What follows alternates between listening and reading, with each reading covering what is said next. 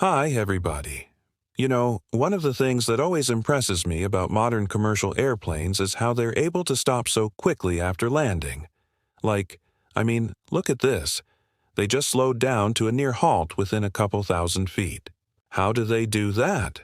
Well, it turns out there's a pretty sophisticated system at work called the Autobrake System, and we're going to talk about that today. Now, if you watch many of my videos, you'll see me use a small general aviation airplane called a Pilatus PC-12. It's awesome because it's got so many features packed into it.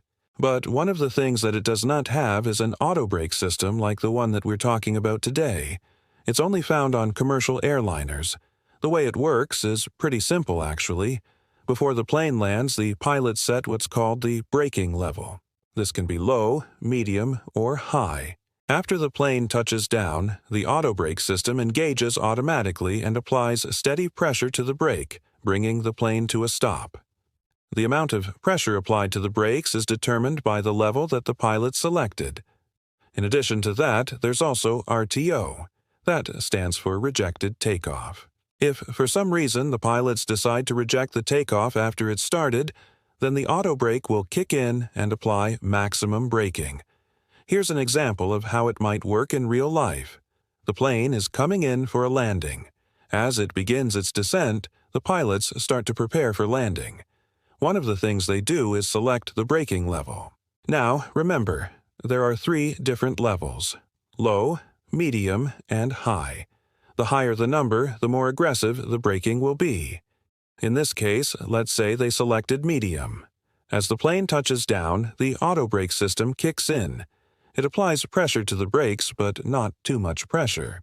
That's because the plane is still moving with a fairly high velocity, so the system has to allow the plane to continue to roll. If it applied too much pressure, it could cause the plane to skid.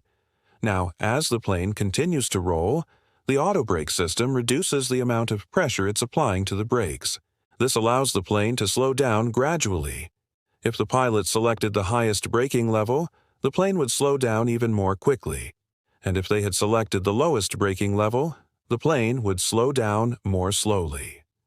One thing that is interesting about the autobrake system is that it's able to apply the brakes more evenly than a human pilot. This means that the plane comes to a stop more quickly, and it also means that the plane is less likely to skid. Another advantage of the autobrake system is that it takes over the braking function when the plane lands.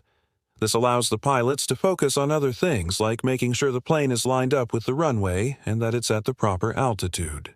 Of course, the autobrake system isn't perfect. There are times when it can cause problems. For example, if the plane is on a runway that's really slippery, the autobrake system may not be able to bring the plane to a stop in time. In that case, the pilots would have to take over the controls and brake manually. But overall, the autobrake system is a valuable tool for pilots. It helps them land their planes safely and efficiently, and it's one of the reasons why commercial airliners are so impressive. If you've ever wondered how airplanes are able to stop so quickly after landing, now you know it's all thanks to the autobrake system. Until next time, keep the blue side up.